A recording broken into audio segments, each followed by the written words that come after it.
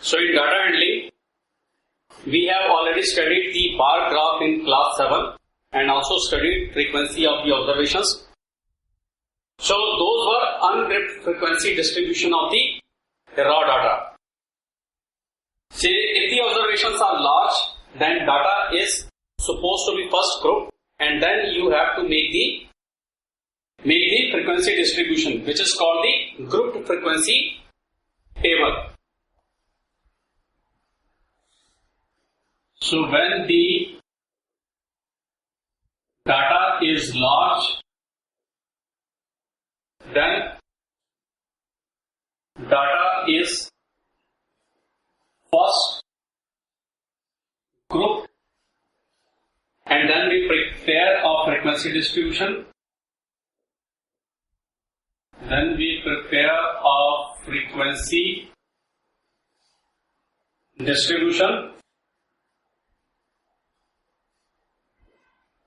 which is called grouped frequency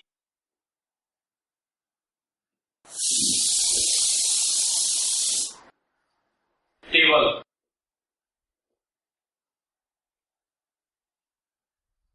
So now let's take an example. So this is the weight. So here the weight of the employee of a company is given. So we have to find the frequency table. So in this observations, if you see, first of all, the lowest value. If we look at the observation, so let's see the lowest value. So here we start with 48 seems to be lowest, 46 seems to be lowest, 46, 46, 46, 46. So lowest value is 46 kg and the highest value. So let us see here 60, 70, 71, 77. 77, 77. So 77 is the highest value. So our range is called the highest value minus lowest value. So if you put the value, so 77 minus 46 is equal to 31. So this is our range. Now let us take the class width of 5 and group the data into weights. So let us take class width of 5 and group the weights of employee.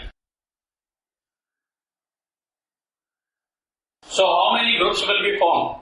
So if we have to take the lowest value, 46, then the lowest value group of the lowest value has to start from 45, then 46 will be covered. So then it will be from 45 to 50 and then up to 77. So 77 has to be covered. So it means we have to go up to 80. So 50 to 55, 55 to 60, 60 to 65, 65 to 70, 70 to 75 and 75 to 80. So we got how many groups? 1, 2, 3, 4, 5, 6, 7. So we got 7 groups. So here the first value means that it is equal to or greater than. So here first value in group means equal to or greater than, and later value in group means, that is 50, means less than any value in our table.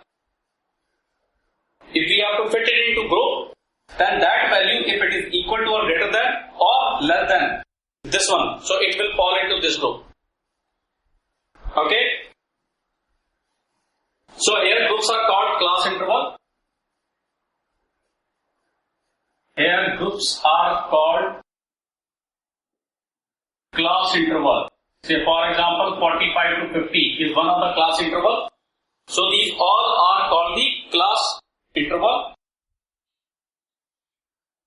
And 45 is called the, and here 45 is called the lower class limit. And 50 is called the upper class limit.